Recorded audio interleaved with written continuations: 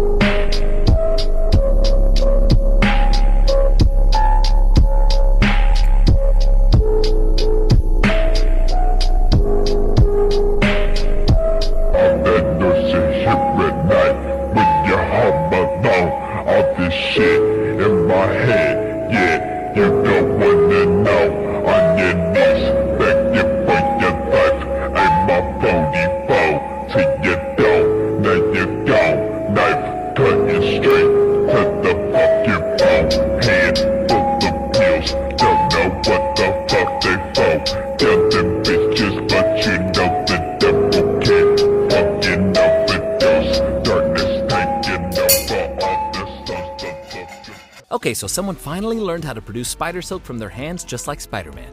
The inventor managed to lift several empty bottles and even one full bottle. The creation of these threads involves a liquid with a secret composition that's definitely not radioactive.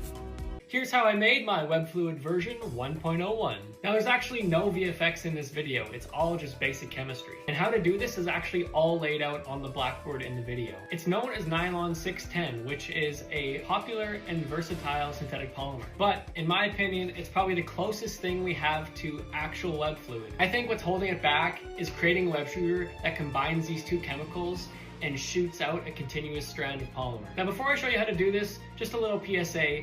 The PPE I was wearing in this video is not just for show. These are toxic and corrosive chemicals, so please wear gloves and goggles and also do it in a well-ventilated area. And if you're a kid, please get your parents to help you. So the two chemicals in this reaction are 1,6-hexadiamine solution, and the second chemical is ceticoyl chloride. I got these two chemicals and the instructions from Amazon, this Innovating Science Nylon 610 rope trick. What comes in there is the two chemicals and the instructions to perform the experiment. I used 5 milliliters of hexadiamine solution, followed by 5 milliliters of the ceticoyl chloride. At the intersection of these two chemicals is where the reaction occurs. Then you can pull out the strand of nylon. Just 5 milliliters of each chemical creates 10 to 15 feet of nylon. Now once the nylon is extracted from the beaker, you can actually rinse it off, which removes all traces of amine, making it fairly safe to handle. Follow if you want to see more Spider-Man content, and stay tuned for Web Fluid version 2 and 3. Oh, let's go! Oh, let's go! Oh.